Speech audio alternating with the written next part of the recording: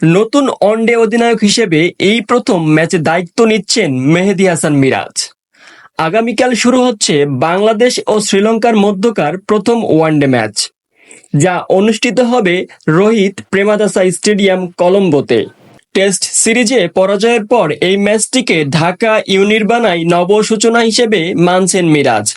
দলে কিছু বড় মুক্তির পর নতুন মুখের চেষ্টা, যেমন নাইম শেখ, তানভীর ইসলাম, তাসকিন আহমেদ, লিটন দাস, জাকের আলী, শামীম হোসেন ফিরেছেন।